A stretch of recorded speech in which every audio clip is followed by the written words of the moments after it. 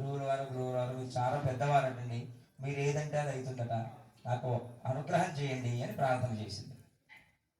తప్పకుండా ఏమిటి విషయం చెప్పు. నాకు చక్రవర్తి అవ్వాలి ఉంది అందట. చెట్టు ఎక్కడైనా చక్రవర్తి అవుతుందా? అవుతుందా? అవదు. చెట్టు ఎట్లా చక్రవర్తి అవ్వాలంటే ఎవరు అవ్వాలి? రాజులై ఉండాలి. కానీ చెట్టు కోరుకుందా నేను చక్రవర్తిని అవ్వాలి. తథాస్తోయి అన్నాడు. ఆయన వెళ్ళిపోయారు. గురువురాలు అనుగ్రహం అంటే అట్లా ఉంటుంది. గురువుని అందుకే విశ్వసించాలని చెప్తారు. ఆ గురువు చెప్పినట్టుగానే కొంతకాలానికి ఆ వశిష్ఠుల వారి అడవిలోకి వెళ్ళి చూసినటువంటి చెట్లలో ఉత్తర భాగం ఎండిపోయి కనిపిస్తున్న చెట్టు ఏదైనా ఉంటే దాన్ని కొట్టుకొని వచ్చి పాదుకలు తయారు చేసి పెట్టాడయా అని చెప్పారు. పాదుకలు చేశారు, పెట్టారు. రాముల వారు అరణ్యానికి వెళ్ళేటువంటి సమయం ఆసన్నమైంది.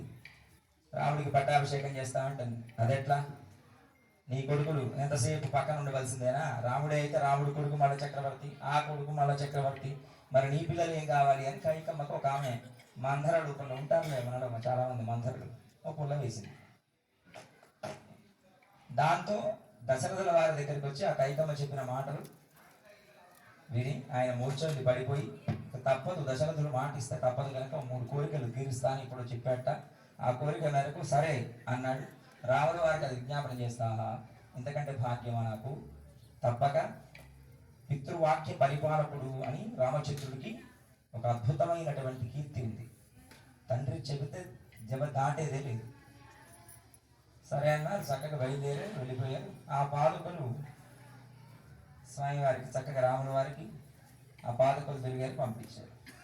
కొన్నాళ్ళ తర్వాత భరతుడు వచ్చాడు. ఈ విషయం తెలుసుకున్నాడు, బాధపడ్డాడు. అయ్యో, అన్న దగ్గర ఉండడం కంటే ఇంకా భాగ్యం ఏంటి నాకు, అట్లానే నీవు చక్రవర్తి అవ్వడం ఏమిటి, పిచ్చా ఎడిదానిగా అని ఆయన వైభవం అంతా తెలియపరిచి తల్లికి, అయ్యో ఇంత పొరపాటు అయిందా, మరి ఎలా అంటే నేను అన్నను ప్రాధాన్యపడి తీసుకొని వస్తా అని బయలుదేరి వెళితే ఒక్కసారి నాన్నగారికి మాట ఇచ్చాను కనుక తప్పేదే లేదు, తప్పక 14 ఏళ్ళు పూర్తి చేసుకొని వస్తా, 13 ఏళ్ళు అరణ్యవాసం, 1 సంవత్సరం అజ్ఞాతవాసం కూడా చేసుకొని వస్తా అని బయలుదేరాడు రాముడు. మరి ఎలా? నేనైతే ఆ పీఠం ఎక్కి అర్హుణ్ణి కాదు, నాకు అర్హత లేదు, నేను ఎక్కను. మరి ఎలా? నీ పాదుకలు ఇవ్వండి. ఎవరు? భరతుల వారు.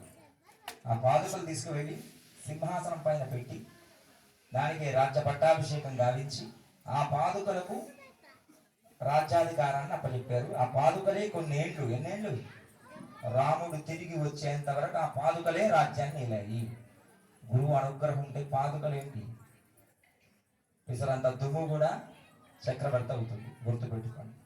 మేము వచ్చినప్పుడల్లా కొంతమందికి రాజాదిరాజాయ ప్రసయ్య సాహినే నమో వయం వై శ్రవణాయ కుర్మహే అనే ఒక మంత్రం ఉంటుంది.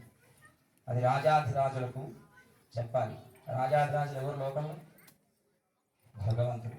ఆ భగల సమానుడైనటువంటి వాళ్ళు రాజకీయంలో స్థిరపడి రాజకీయ ప్రస్థానంలో కొనసాగుతున్న వాళ్ళు, వాళ్ళకు ఆ ఆశీర్వచనం చేస్తాం. ఆ ఆశీర్వచనం బలం అందరికి తెలియకపోవచ్చు, కానీ స్వీకరించి మనసారా నిద్ర పెట్టుకున్న వాళ్ళకైతే తప్పక తెలుసును. అలా మంత్రము దాని శక్తిని అది ఉపయోగిస్తూ ఉంటుంది. తప్పక దాని ప్రభావం చేస్తూనే ఉంటుంది. మీరు ఏదైనా ఔషధం తీసుకొని డాక్టర్ గారి దగ్గరికి వెళ్తే ఏదో రాసిచ్చాడు, అది లోపల వేశారు, మీరు తెలిసి వాడినా తెలియక వాడినా దాని ప్రభావం తప్పక చూపిస్తుంది. లేదండి మేము దగ్గు కోసం మందులు